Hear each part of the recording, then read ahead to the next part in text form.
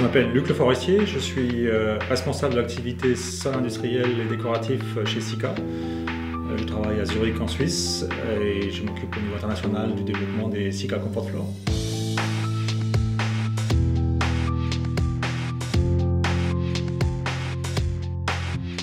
Sika Comfort Floor sont des revêtements de sol à base de résine. Ce sont des revêtements qui sont coulés sur place et qui sont colorés.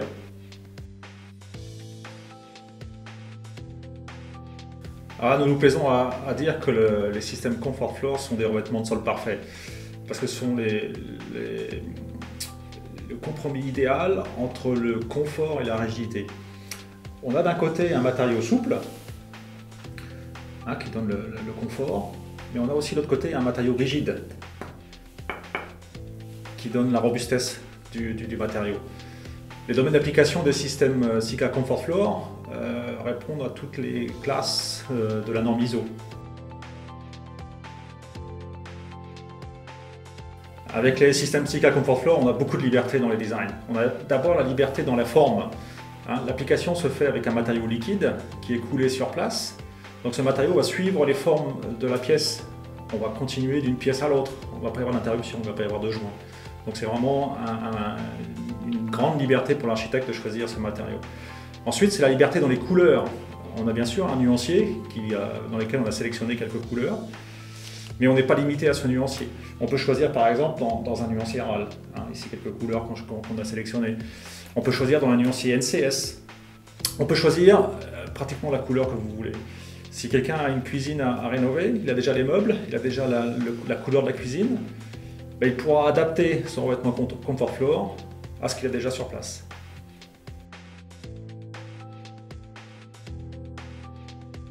Alors les systèmes Sika Comfort Floor sont des systèmes très robustes.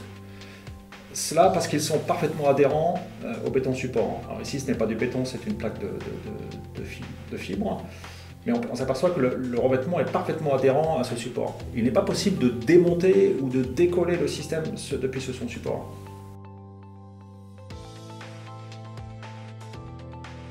Cela peut être la première impression, mais je vous recommande de faire l'expérience avec un échantillon de Sika Comfort Floor. Un échantillon de Sika Comfort Floor, vous verrez, c'est lisse, mais malgré toujours légèrement antidérapant, même s'il est humide. Et si vraiment on est dans une pièce à forte humidité, on a toujours la possibilité d'adapter la rugosité du vernis de finition pour les pièces comme les salles de bain ou les cuisines par exemple.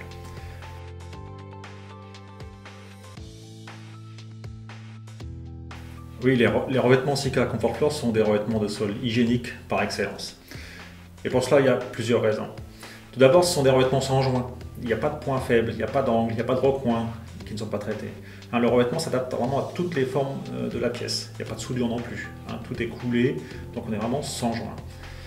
La seconde raison, c'est la surface elle-même du revêtement. On a une surface lisse qui est facile à entretenir, qui est une surface anti-allergique. De plus, dernière raison, la surface est monolithique avec le support. Il n'y a pas d'interstice entre le revêtement et le béton ou la chape. Donc on n'a aucune possibilité de développement de bactéries ou de champignons sous le revêtement.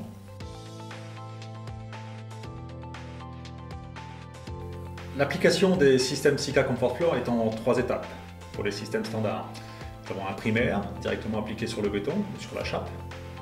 On a ensuite une couche semi-épaisse du matériau principal et enfin une couche de vernis de protection qui peut être coloré ou incolore. Pour les systèmes acoustiques, on a en plus une sous-couche caoutchouc pour donner des fonctions acoustiques.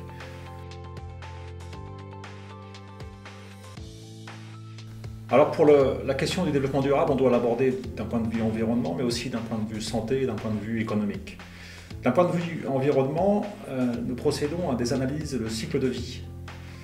Ça veut dire que nous faisons des calculs sur le cycle de vie d'un revêtement de sol et nous évaluons l'empreinte carbone par exemple, ou bien la demande en énergie totale du revêtement de sol, ou bien la demande en eau.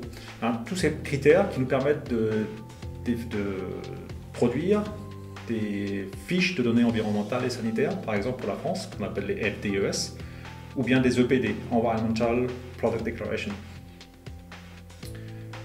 En utilisant ces informations, on peut comparer les systèmes Sika Comfort Floor avec des systèmes du marché comme des revêtements de sol linoléum ou les revêtements de sol PVC par exemple. Comme les Sika Comfort Floor n'ont pas besoin de couches de nivellement, n'ont pas besoin de couches de colle, n'ont pas besoin d'adhésif, on doit comparer non seulement notre système Comfort Floor avec la colle et l'adhésif et le revêtement de sol adéquat. Et on s'aperçoit qu'avec les Sika Comfort Floor, on a de très bons résultats.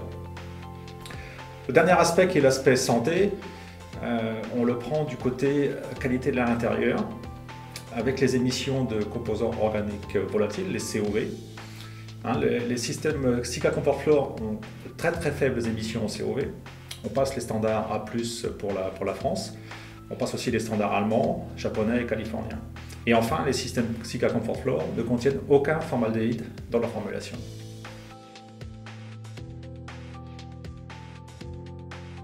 L'aspect économique est la troisième dimension du chapitre développement durable.